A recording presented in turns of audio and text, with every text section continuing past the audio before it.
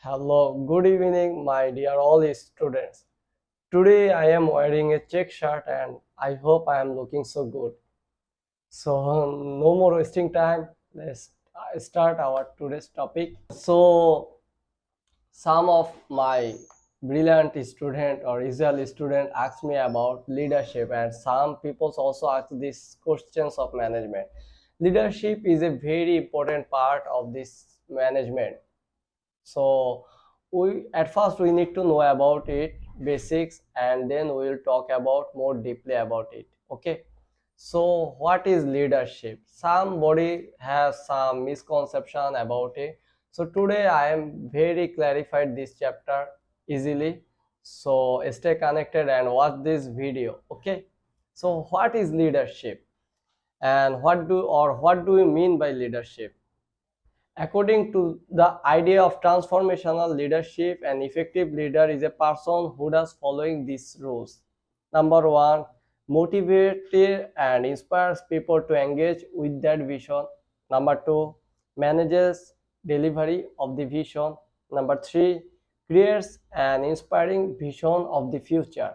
Number four, coaches and builds a team so that is more effective at the achieving the vision. So somebody asked me that define power. What is power? So power is ability to cause a prevent in action, make things happen, the direction to act or not act. A manager is a leader, but a leader may not always be a manager. Explain. This is very important question, so must listen this question.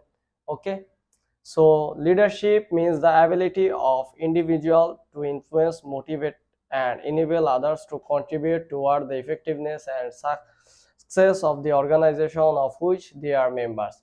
Management comprises directing and controlling a group of one or more people to entities for the purpose of coordinating and harmonizing that group towards accomplish a goal.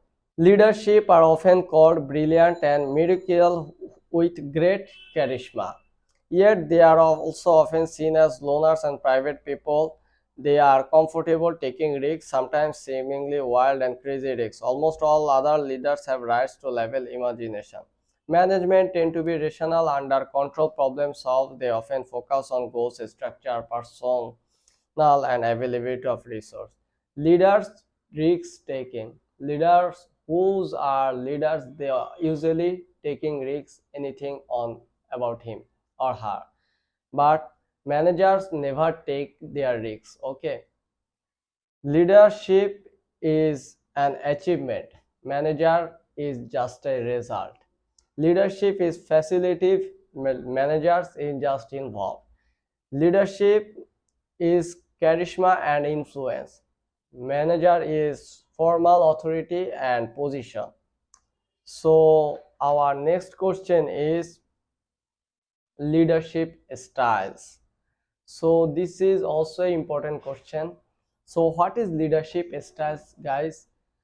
The four leadership styles are: number one, directive. Here the leader provides guidelines, lets subordinates know what is expected of them, sets performance standard for them, and controls behavior when performance standards are not met.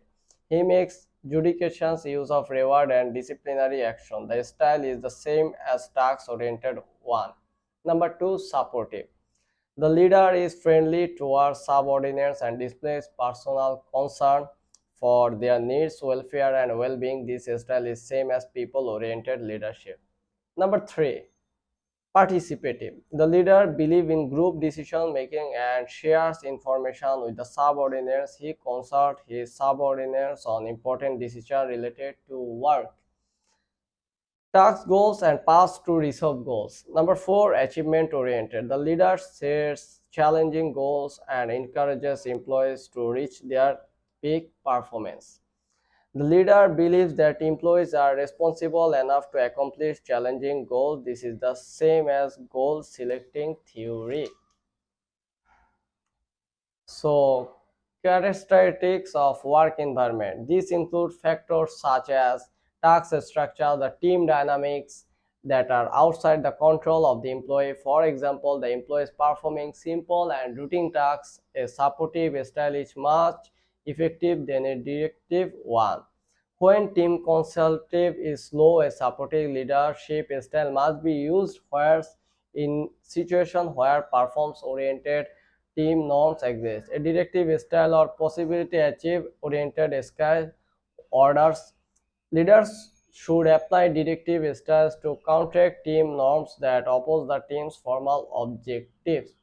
So, guys, I hope you can easily understand this leadership chapter, and I will try to explain this very easily to you. A leader has some responsibility to his worker or to his staff. So leaders, not everyone can be a leader. So I hope you can understand. So what will you would learn to next? Comment below. I'll try to explain, and here is the end. Okay.